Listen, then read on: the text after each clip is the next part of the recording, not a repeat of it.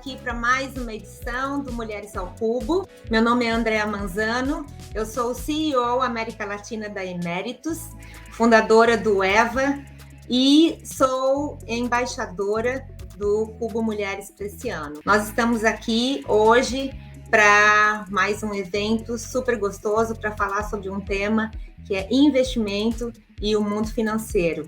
Nós temos a Ingrid Bart, que é cofundadora e COO da Linker, e temos a Lívia Brando, Venture Capitalist da Vox Capital. Super legal estar aqui com vocês duas hoje, e eu queria que você contasse para a gente aqui o que fez você chegar na Vox Capital. Conta para a gente da sua história. Legal. Bom, até me apresentando para vocês, né? Eu sou Lívia Brando, eu sou diretora de Venture Capital na Vox. A Vox é um fundo de investimento pioneiro em impacto socioambiental aqui no Brasil. Já começou quando nem se tinha esse nome ainda, né, de investimento de impacto, lá em 2012, mas é um dos fundos pioneiros. Então a gente é uma gestora, né, que tem alguns fundos ali de investimento sob gestão.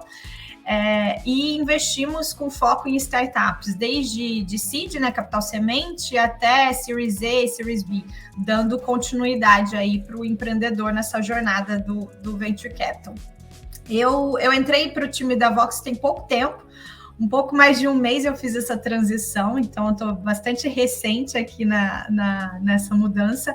Eu antes estava como Country Manager da Wayra, que é um hub de inovação da Vivo, né, do Grupo Telefônica, parceiro do Cubo também.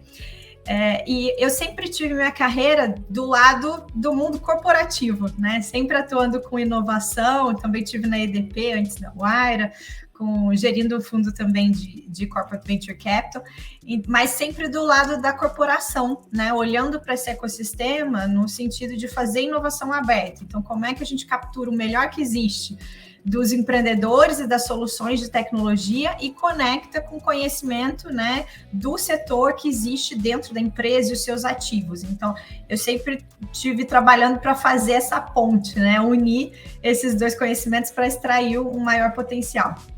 E quando eu estava do outro lado da mesa, eu era muito ali a investidora do lado da corporação, então buscando soluções que possam gerar negócio para a cadeia de valor, né, da empresa. E é um movimento, né, que ali eu tive uma escola incrível, aprendi muito, né, estando desse outro lado, tem que saber navegar também no ambiente corporativo, que não é fácil, né, a gente é muita força ali para mover um transatlântico, né, mas sempre engajando com startups. E aí eu já queria fazer um movimento de carreira e tive essa oportunidade com a Vox, que inclusive a minha posição foi uma vaga afirmativa que eles abriram no mercado, porque o time, apesar da Vox ter um time muito diverso, inclusivo, mas no time de VC, né, que é a parte mais do investimento ali, ainda era muito masculino nos cargos de liderança. Então, eles abriram essa posição como uma vaga afirmativa para buscar, e foi um processo demorado, né? Então, não era cota, de fato, eles queriam alguém que pudesse liderar. Então, eu estou à frente do último fundo que foi captado, que é o Tech for Good Growth, para fazer esses investimentos em startups de impacto. Ingrid, vamos passar para a próxima fera aqui. Além de ter experiência como investidora, você também é fundadora de uma fintech. Como que foi a sua decisão de empreender nesse segmento? Como que foi a sua história? Você contou com algum apoio? Como que você chegou onde você chegou? Bom, super obrigada pelo convite. Prazer imenso estar aqui. Eu adoro contar um pouco essa história, até porque eu costumo ser sincerona e desmistificar um pouco essa ilusão que muitas vezes a gente tem de que empreender é glamouroso, porque às vezes a gente tem uma exposição muito bacana, mas o dia a dia ele precisa acontecer, e para ele acontecer é muito trabalho, muito problema para ser resolvido. Então, sou ali uma sobrevivente, apesar de amar o que eu faço, não poderia fazer outra coisa. Mas, brincadeiras à parte, eu vim de mercado financeiro tradicional, trabalhei muito tempo em banco de investimento, fiz Santander, depois fiquei quase 10 anos no JP Morgan. Sou economista, fiz engenharia civil, Nunca trabalhei com engenharia civil, mas, enfim, estudei. E eu ganhei um MBA de empreendedorismo e inovação, que comecei ali em 2014. E foi esse MBA que me abriu os olhos para o que estava acontecendo, para essa nova economia, para essas empresas escaláveis e com um DNA tecnológico, né, ali com base tecnológica.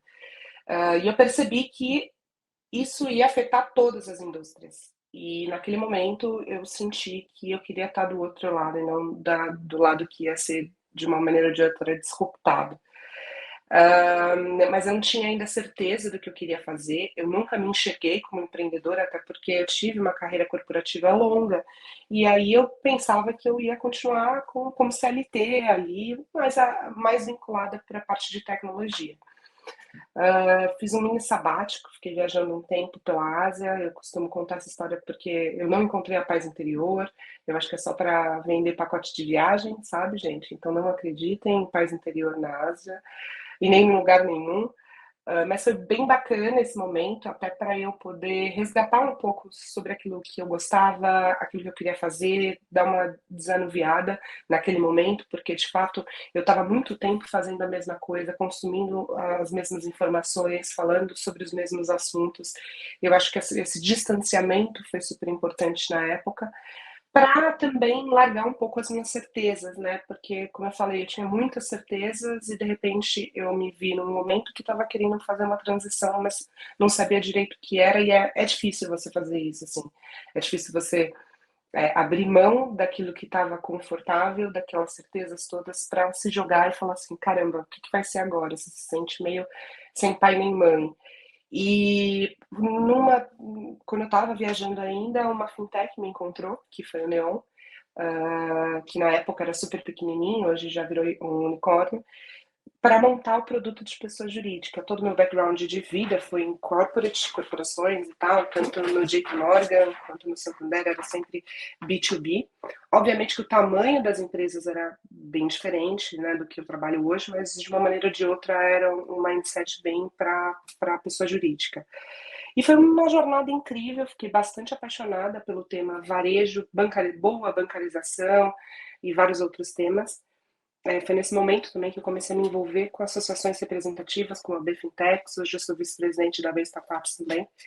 E, resumidamente, assim, eu não consegui implementar da maneira que eu achava que deveria ser implementado a estratégia de pessoa jurídica no Neon, porque o momento deles era um momento que eles estavam querendo fortalecer a estratégia de pessoa física, e aí eu aprendi que quando você tem duas estratégias muito diferentes, uma delas acaba sendo canibalizada, sem querer, assim, não é uma coisa proposital, mas aquilo começou a me deixar um pouco ansiosa de quando que eu ia conseguir implementar. Mas, resumidamente, eu gostei tanto da brincadeira que aí em 2018 eu conheci meu sócio, sem a intenção de que ele virasse meu sócio. Ele também vinha de banco, mas morou muito tempo nos Estados Unidos, e ele vinha com essa cabeça de empreender para pessoa jurídica. Que aí fomos apresentados por amigos em comum. Nessa troca de ideias, a gente ficou assim, amigo, e eu indiquei muita gente para ele conversar, porque eu já tinha de fato montado isso no Neon. E aí 3 meses depois ele me chamou falando se eu não queria empreender.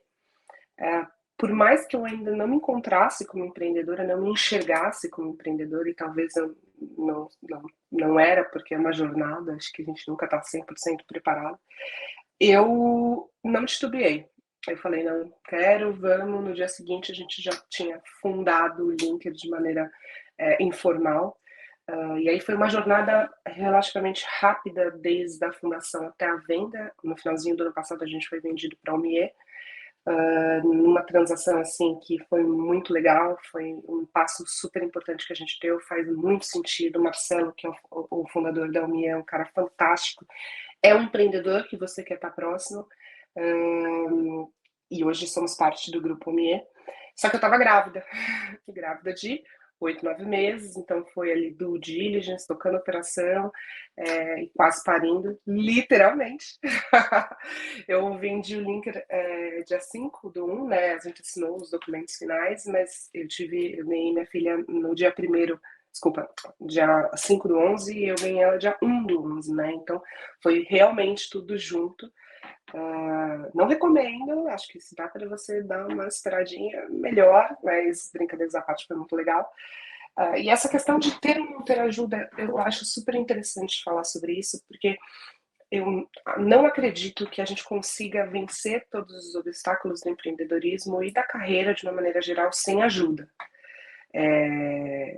Você pode sentir que você tem mais ajuda ou menos ajuda, mas com absoluta certeza você tem ajuda. E eu acho que uma das coisas que me ajudou a ter um nível bom de ajuda, de conselho, de, enfim, negócios, de fechar negócios, foi a parte de networking mesmo.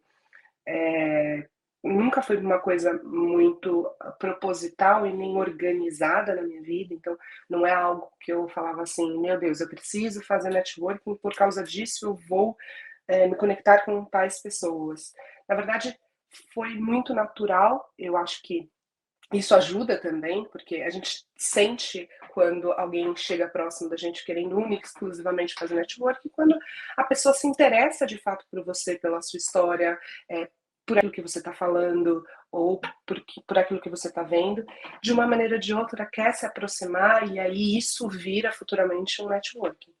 Então, isso para mim, na minha vida, foi sempre muito presente, e eu acho que foi a maior ajuda que eu tive até o momento, porque, como a gente sabe, assim, empreender é muito difícil, tem muito problema, mas essas trocas, que é inclusive uma das coisas que o próprio Cubo ajuda nesse sentido, né? Essa troca com outros empreendedores. Então, às vezes é só uma informação, um contato que você passa, mas de uma maneira ou de outra você está fazendo o give first para depois ter um give back de uma pessoa que de repente você ajudou com contato, que é uma coisa simples, ela vai e testa seu MVP.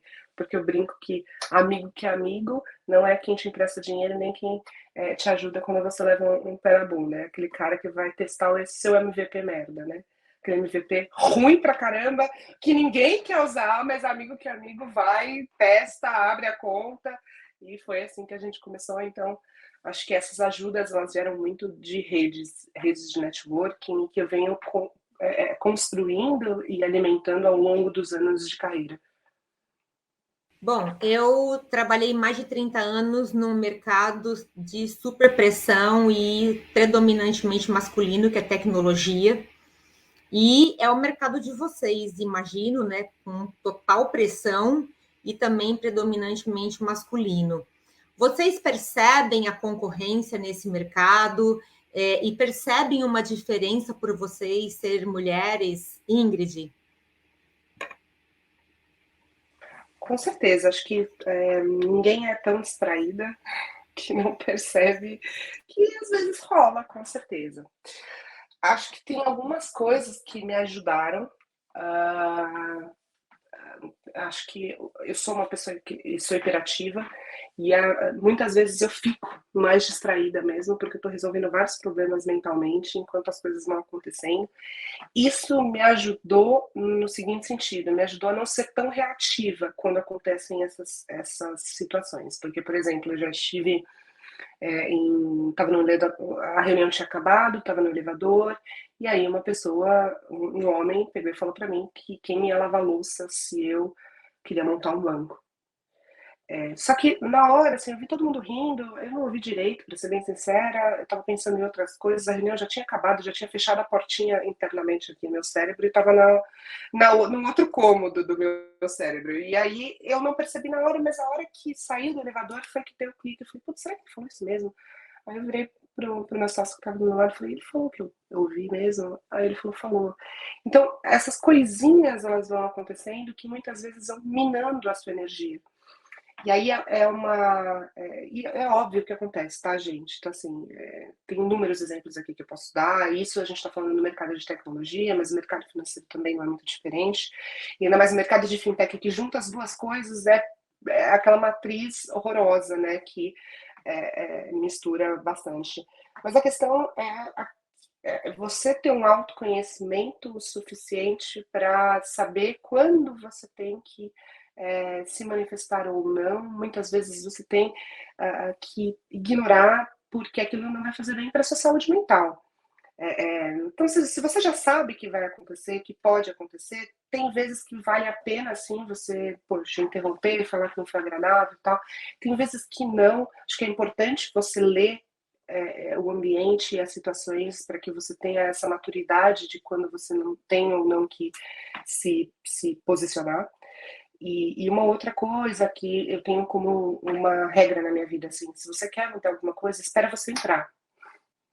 Não adianta você estar lá do lado de fora, fazendo um monte de barulho, sendo que assim não vão deixar você participar. Não vão deixar você fazer parte, não vão deixar você ser uma gestora, não vão deixar você ser uma empreendedora. Então, na engenharia a gente aprende isso. A água, na engenharia civil, ela é o pior inimigo do engenheiro, porque se você deixa ali uma brecha no concreto armado, a água vai penetrando e vai corroendo as construções por dentro. E aí é o que eu falo de hackear um pouco essas situações do sistema, essas áreas que são predominantemente masculinas. Então, se você bate de frente ou tenta mudar alguma coisa sem estar dentro desses lugares, sem ocupar posições dentro desses lugares, muito possivelmente você vai se desgastar mais e o efeito que vai surtir vai ser menor. Então, a questão é, entra, faça o seu trabalho muito bem feito, para que você seja reconhecido, e a partir de dentro você tenta fazer as coisas mudarem e serem mais fácil para outras mulheres, porque a partir de dentro você consegue puxar outras mulheres, ajudar outras mulheres, enfim, e fazer com que a representatividade aconteça de fato. Como é isso para ti, Lívia?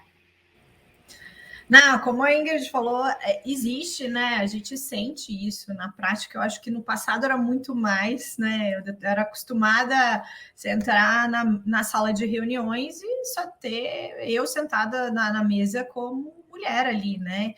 E muitas vezes você não é ouvida, né?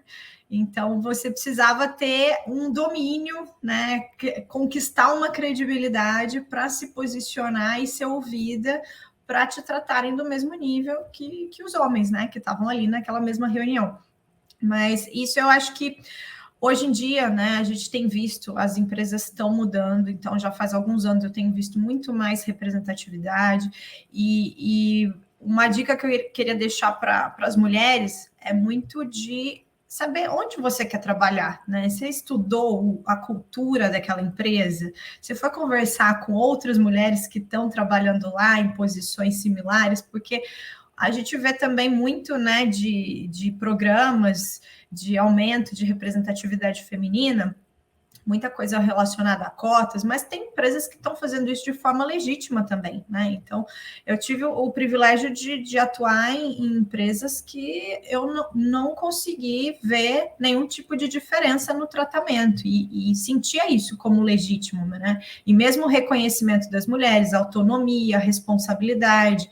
Então, acho que autonomia e responsabilidade andam juntas, né? E se você só ganha mais autonomia quando consegue, né, ir passando esses degraus de responsabilidade. Então, é importante para as mulheres também fazer essa leitura correta do ambiente da empresa, até nas entrevistas, né? Como é que vai ser o seu nível de autonomia, a cultura, conversa com quem está lá dentro, porque às vezes você entra num lugar e fala, putz, eu entrei para um cargo de liderança feminina aqui, mas não consigo fazer muita coisa, eu não estou na linha de frente do que eu gostaria de fazer, né? Não consigo ter. Isso, né, acontece muito, a gente ouve várias mulheres, né, no dia a dia nos procuram buscando mesmo representatividade. Mas como é que você fez esse percurso, né? Não é fácil, mas eu acho que cada vez mais a gente vai vendo mais mulheres nesses cargos. Até tem uma pesquisa da Lavica, né, que mostra a quantidade de mulheres em posições de liderança em venture capital, né?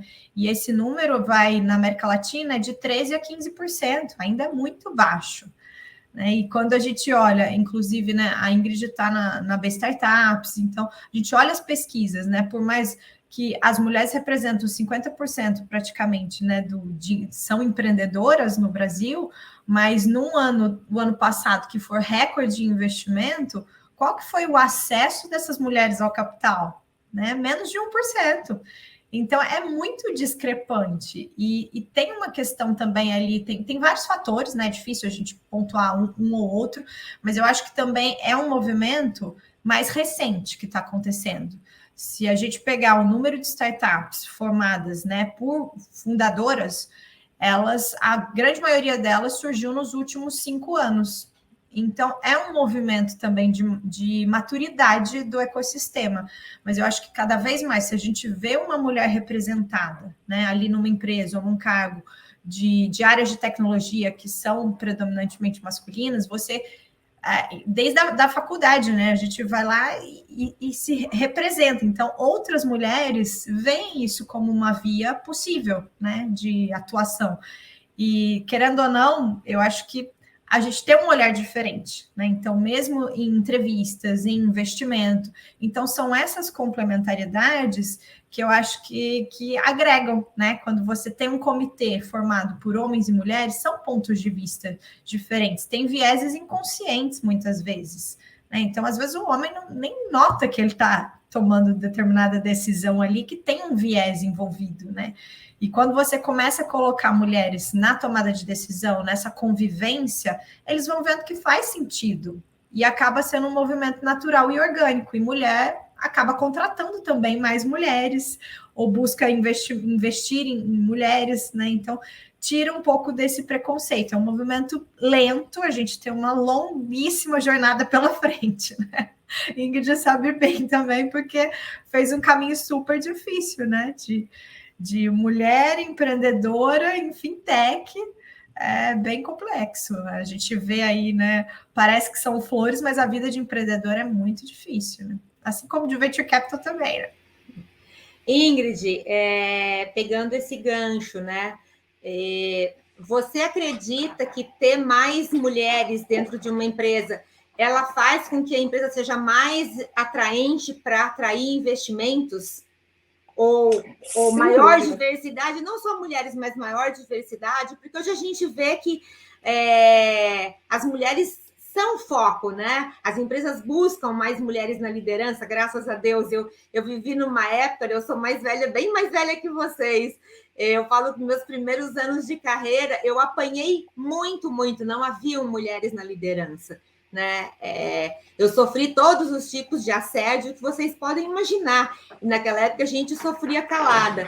Hoje não, hoje a gente vê uma mudança, graças a Deus, no mercado. Você acredita nisso? Olha, eu acho que eu vejo com certeza a mudança, mas acho que é uma mudança lenta, ela é gradativa, lenta, não é algo exponencial que de um dia para o outro a gente vai acordar e vai, nossa, acho que o problema está resolvido. E com relação a essa questão de diversidade, assim, eu nem acho, eu tenho absoluta certeza e já tem pesquisas que demonstram que a diversidade ela traz mais lucro mesmo, né? Então, tá claro isso. E não só, assim, eu acho que essa frase está meio batida. Todas as vezes que a gente fala sobre isso, já foi apresentado esses dados de que mais diversidade traz mais lucro para as companhias, mas eu vejo outros pontos que são beneficiados. Então, por exemplo, o fato de você ter especificamente mulheres em liderança, isso é bom para que você atraia mais mulheres, porque eu já ouvi isso de candidatos e candidatas, né? De candidatos também. Então, o fato de ter uma mulher que, de uma maneira ou de outra, represente uma referência positiva, é capaz de reter talentos, atrair e reter talentos, que é um dos pontos principais quando você está falando de startups, né? Como é que você atrai e retém talentos? Poxa, isso por si só já é uma coisa excepcional para a diversidade, para que você consiga trazer um equilíbrio ali entre os times e por aí vai.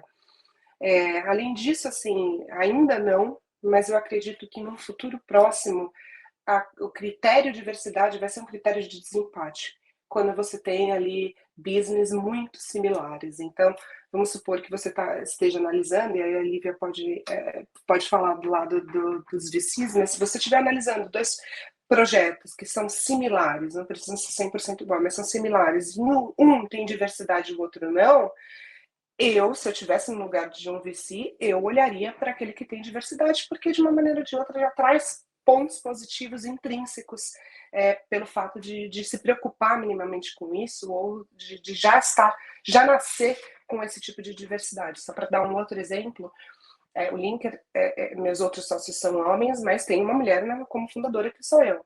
E desde o momento zero, a gente nunca precisou se preocupar com a diversidade de mulheres, por exemplo.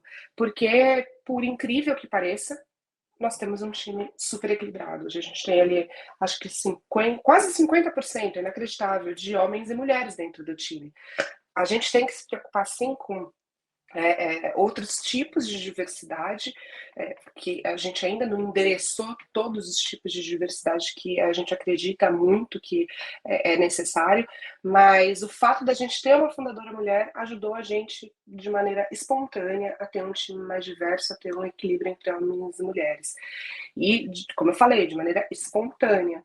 Então, a gente precisa de diversidade. Diversidade tem tudo a ver com inovação.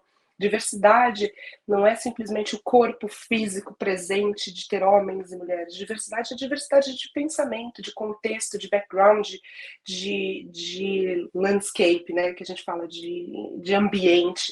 Então, uma pessoa que nasceu numa cidade do interior vai ter uma vivência diferente de alguém que nasceu na cidade de São Paulo. E essa troca é muito positiva quando a gente fala de inovação, até de criação de produtos, porque você vai ter uma visão diferente. Então, durante muito tempo, a indústria, vamos falar dessa forma, né?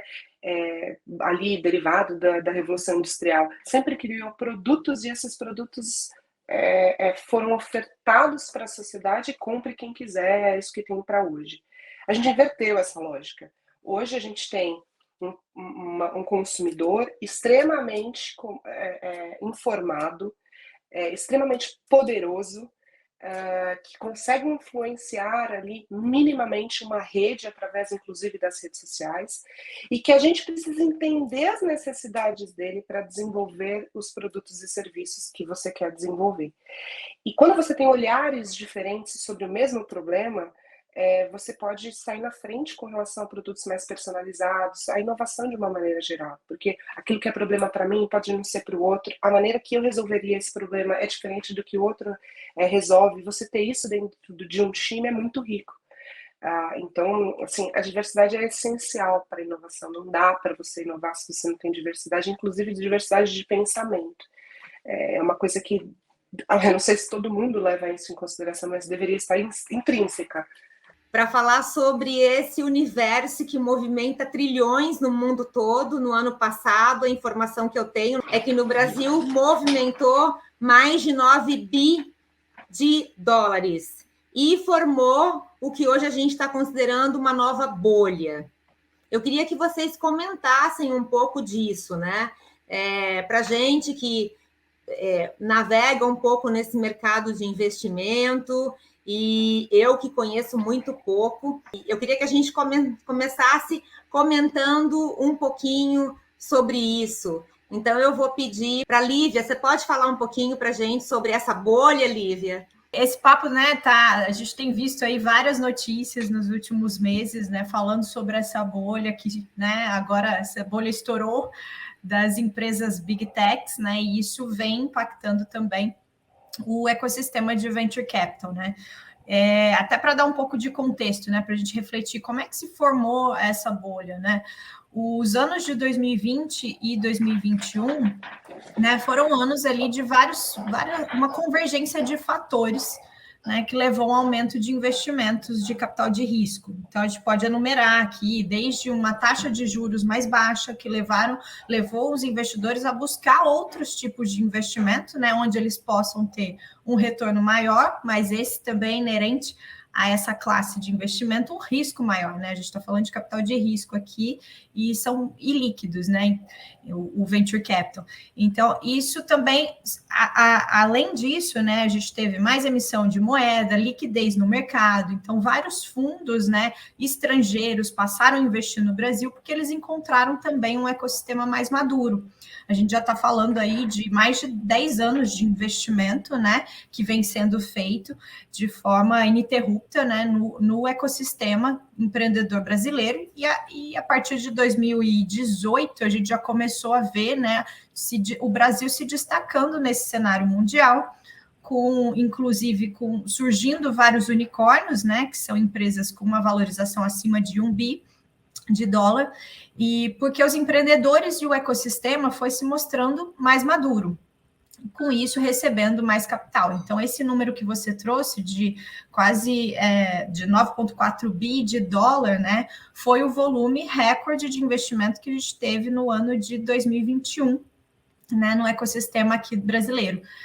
Então, a gente viu essa crescente, né, dos anos 2020 e 2021, e aí a gente começou o ano de 22, né, com crise, guerra. Então, hoje, né, a gente tem um outro cenário e a gente tem visto uma pressão muito grande, isso, né, nas notícias. Todos os dias está todo mundo ali olhando os resultados do primeiro trimestre, né, de 2022, e as grandes empresas de tecnologia com marcações, né, o preço delas de mercado, né, sendo muito pressionadas, né, as empresas listadas em bolsa, né, perdendo muito valor. A gente está aí falando de um ecossistema de quase 1,8 trilhões de dólares de perda de valor, né, no mercado.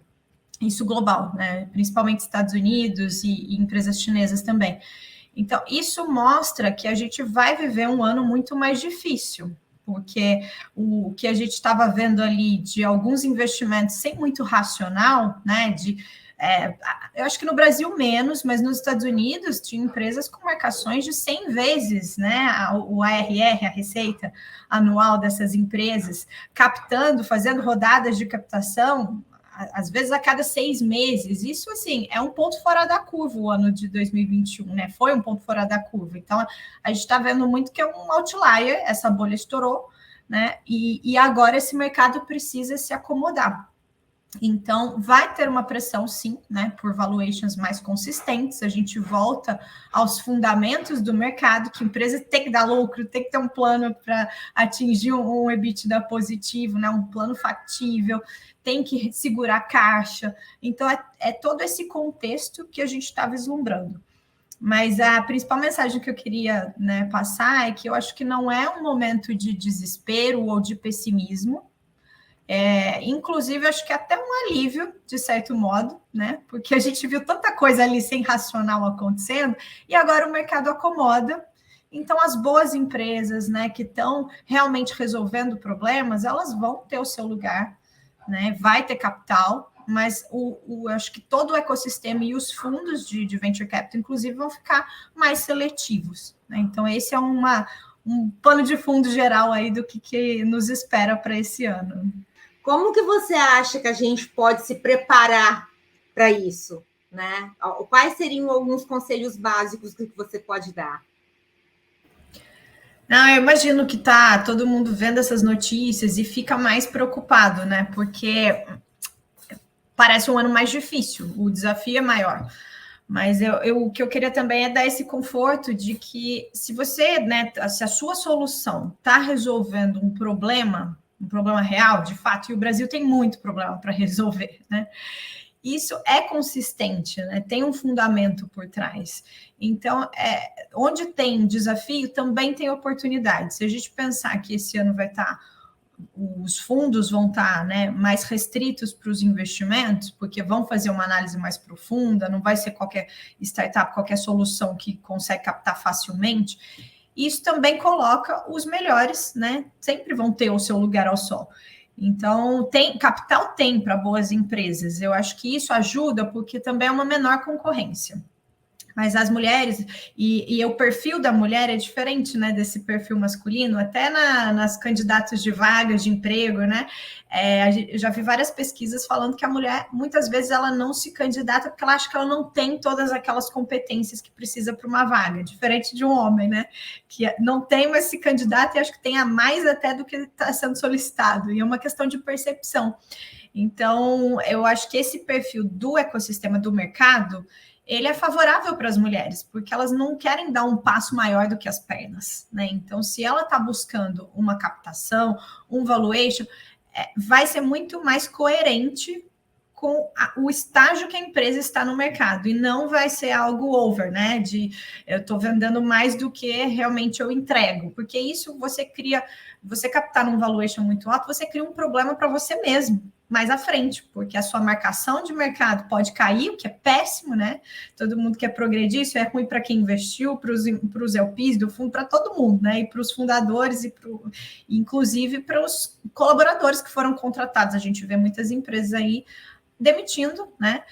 Colaboradores de tecnologia porque inflaram, né? Então, eu acho que é um outlier. Se a gente corta e olha as projeções que estavam vindo de 2018, 19 e vai olhar para 22, está em crescimento, né? Então, 21 foi um ponto fora da curva. Então, assim, na minha opinião, né? Até para o perfil, por exemplo, da Vox, nós não somos um fundo que investe em hype, a gente olha para problemas sociais e ambientais. Então, todas as investidas nossas não têm marcações, né, de muitos múltiplos acima da receita. Então, isso é algo que nos dá uma tranquilidade. A gente não espera ver marcação para baixo nas empresas, né? Algumas vão bem, outras nem tanto, mas isso é natural de venture capital numa carteira, né, que você diversifica. Então, o foco é no problema. É isso que eu queria deixar de mensagem para as empreendedoras, né? E elas se preparem bem para isso. E até pegando esse gancho do impacto e da diversidade e inclusão, né? O ponto que a Ingrid estava comentando, que isso deveria ser parte mesmo da análise dos VCs, né? E eu acho que está sendo cada vez mais. Num fundo de impacto, isso já é inerente, né? A gente já olha para isso, para essa complementariedade, para quantas mulheres você tem, seja fundadora, seja no C-level da empresa. Então, na Vox, olhando para as investidas, 55% delas têm mulheres no C-level. Como fundadoras, o número ainda é muito baixo, né? A gente está falando entre 10% e 15%. Ainda é baixo, mas é algo que a gente precisa explorar e é uma jornada longa, porque isso também se reflete no mercado, né? Mas o olhar é diferente. Desde a inscrição da startup, a gente já pergunta sobre a agenda de diversidade e inclusão e como que está a estrutura dessa empresa. Então, os empreendedores, quando já vem para o primeiro papo, se só tem homem na empresa, eles já chegam, opa, deixa eu explicar o que aconteceu, não, mas a gente vai ter uma agenda para trabalhar isso. Então, você já gera uma provocação e um incômodo, né, que isso vai ter consequências em ações aí, né, com essa preocupação. Além de empreendedora, né, entrando agora no mundo de investimentos, você quer complementar esse comentário e quer contar para a gente, né, essa sua mudança de lado? Sim, como investidora, eu estou dando os meus primeiros passinhos como investidora anjo. Então, estou aprendendo, gente, não sei nada ainda.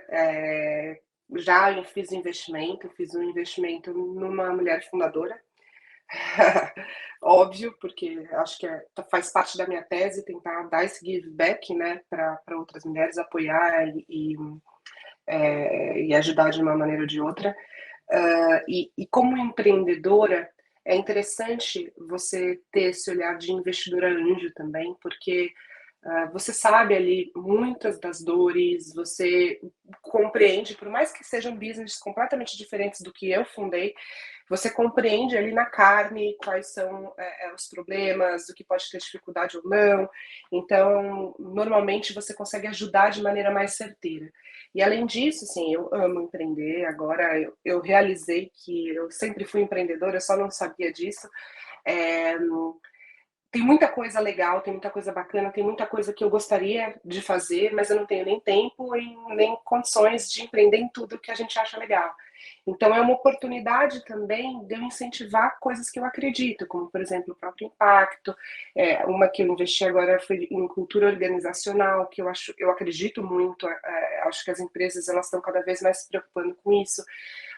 Mas não é uma expertise que eu tenho para poder fundar uma startup. Então de uma maneira ou de outra, conseguir participar dessas mudanças, desses projetos legais, mas com um chapéu um pouco mais estratégico, como sendo investidora anjo. Porque, principalmente nesse comecinho, né, que eu estou investindo muito em early stage, um early stage que já tem ali minimamente um track record, mais ainda assim um early stage com tickets pequenos, o que mais essa pessoa precisa, esses empreendedores, essas empreendedoras, é de, poxa, facilidade no caminho, conexões, validar algumas ideias, ter algumas ideias diferentes, ajudar a construir alguma coisa, mas são ajudas mais pontuais, que não demandam tanto, porque a gente também não tem tanto tempo. Então, está sendo uma experiência muito legal. Como eu falei, eu estou começando, assim, mas acho que vou querer fazer mais vezes, assim. Ingrid, sim, você sentiu, já que você recebeu, levou uma rasteira por ser mulher? Rasteira, talvez não, mas eu já percebi, por exemplo, algumas situações em reuniões que, putz, você fala uma coisa, as pessoas ignoram, aí um colega seu fala a mesma coisa, com palavras diferentes, e as pessoas falam, nossa, que ideia maravilhosa. Isso acontece bastante ainda. Isso me deixa bem irritada. Mas é aquela velha máxima, às vezes você quer ser feliz, né? Não ter razão. E aí também não vai fazer diferença nenhuma na sua vida, você não vai ganhar um prêmio pela ideia mais genial naquele momento. Então, você meio que deixa passar, mas às vezes a gente percebe que isso acontece com bastante frequência. Que não chega a ser desrespeitoso. Assim, é engraçado, vamos falar essa palavra melhor do que qualquer outra coisa. Mas assim, você vê que acontece por quê? Porque tem muito esse coleguismo entre os homens, né? Então, poxa, você ouvir alguma coisa de um colega seu, de um igual seu, né? Tem esse viés inconsciente, às vezes você até abre mais o ouvido, assim. Então, isso direto acontece ainda. Meninas, nossa conversa chegou no fim. Eu adorei ouvir vocês. Esse assunto, para mim, ele é super interessante, principalmente porque eu não vivo nesse mundo. Eu adoro ouvir aquilo que eu não sou especialista. Eu adorei, agradeço demais a participação de vocês. E se você que está assistindo a gente tem interesse em algum tipo específico de tema e queira que a gente traga outras especialistas num próximo debate, tem o nosso e-mail aí na tela. Por favor, manda para a gente o seu pedido aí com uma sugestão, que a gente vai ter o maior prazer, o maior carinho em interessar nas nossas próximas sessões aqui de conversa. Muito obrigada a todas, um beijo para todos.